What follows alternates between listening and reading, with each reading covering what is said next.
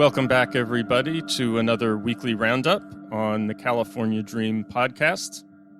My name is Darren Brown, and today we're going to talk about a couple stories that have been in the news that may not seem directly related to California or California independence, but I want to show how each of these stories is indicative of larger movements and larger processes going on, and how it really is related to California and California independence. So the first major story I want to talk about is something that I thought I would never see in the United States, certainly not until a couple of years ago. And that is, there was a shadow docket ruling that came down from the Supreme Court recently. And to explain what happened, last November, Alabama drew a heavily gerrymandered district. And essentially what they did was they packed most of the black voters in Alabama into a single district and then distributed the remaining into a number of other districts that are very heavily majority white. And this has the effect of essentially denying black people in Alabama a second congressional district. This has been described as a textbook example of a violation of Section 2 of the Voting Rights Act. So an injunction was made against this map by a 3-judge panel. And they wrote a lengthy opinion saying, look, this clearly violates the Voting Rights Act. You have to draw a new map. This was appealed by the state of Alabama, and they requested a stay on the injunction. And the court gave this stay on their so-called shadow docket. So this basically means that they said, yes, we will stay this injunction, but we don't have to give any kind of reasoning for it. In fact, they didn't give any reasoning. The main decision is just a single paragraph long. It just says, yes, we're going to stay this injunction, which means that the gerrymandered map for Alabama will go forward for the 2022 midterms. Now, why is this so important for us? Well, there's several reasons. Just politically, obviously, this makes it that much more difficult for Democrats to maintain the House in the midterms, but it goes beyond Alabama. What the court has signaled now is that they are not going to allow any challenges to gerrymandered maps before the midterms. So other states now kind of have free rein to engineer these maps and know that they can at least count on them being in place until the 2022 midterms. But there's a couple other reasons that this is a really disturbing course of events. The Voting Rights Act is really one of the cornerstones in the history of American legislation. The Civil Rights Act and the Voting Rights Act, passed in 1964 and 1965, respectively. I always grew up thinking that these were cornerstones of American democracy, that the idea that they could be rolled back or gutted or ignored or attacked was just unthinkable. And now we see they are coming after these two laws. We have a fanatical Supreme Court that really seems intent to undo decades and decades and decades of progress in this country. I have said that the goal of this conservative movement that has seized control of the Supreme Court, that has taken control of many, many state legislatures, and that lobbies through organizations like the American Legislative Exchange Council and a wide variety of right-wing think tanks and activist groups.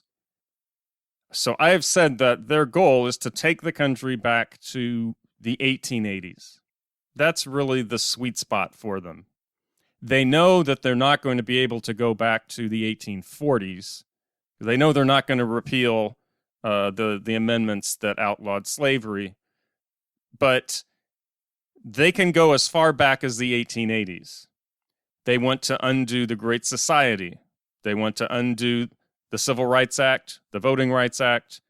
They want to undo the New Deal.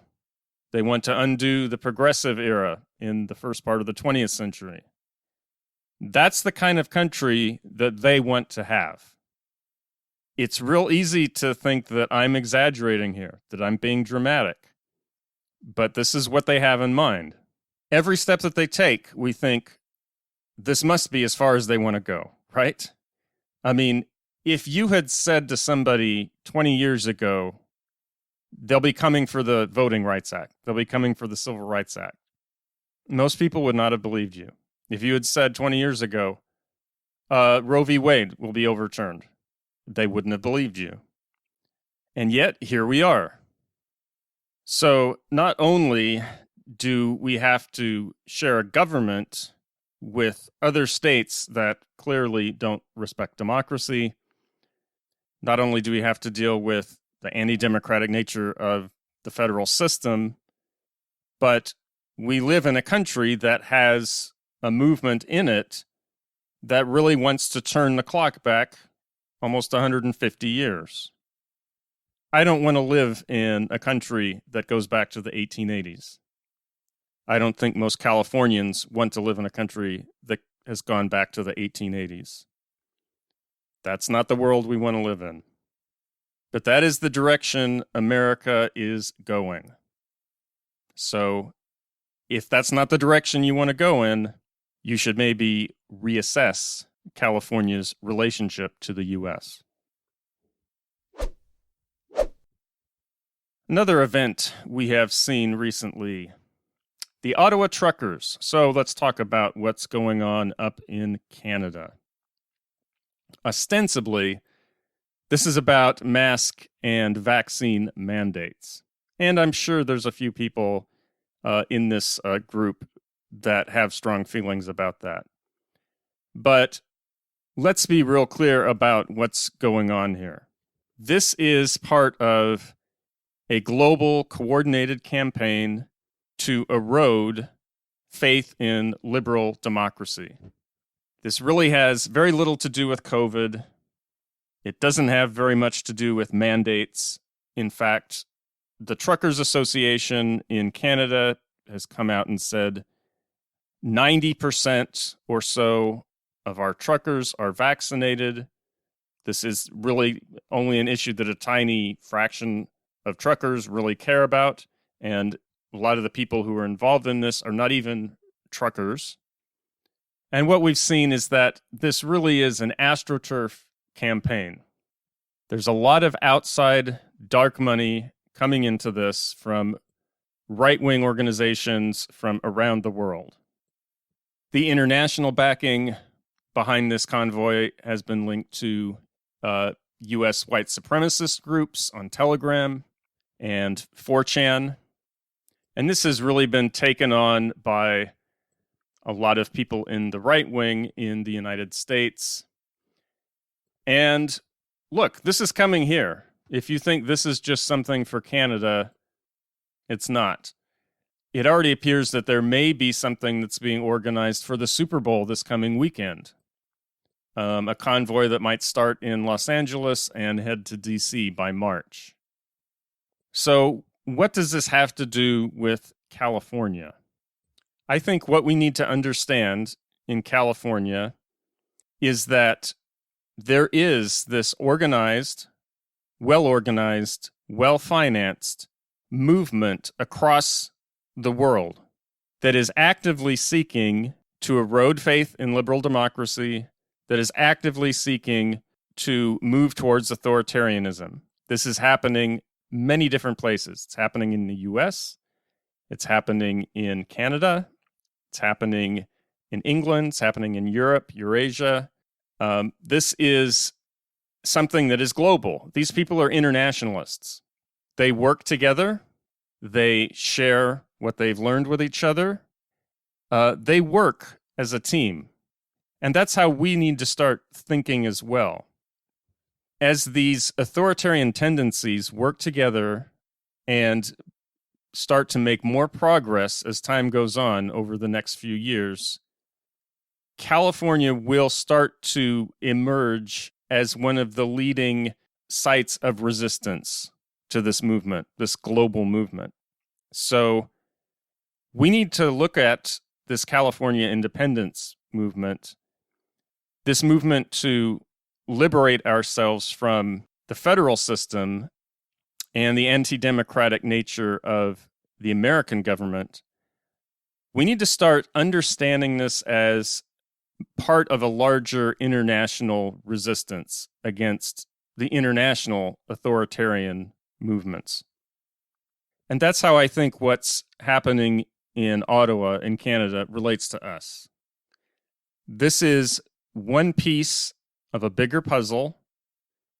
It's part of an international movement that is coming to the United States, that has come to the United States, and that will continue. And we should view ourselves as being on the vanguard of being against it.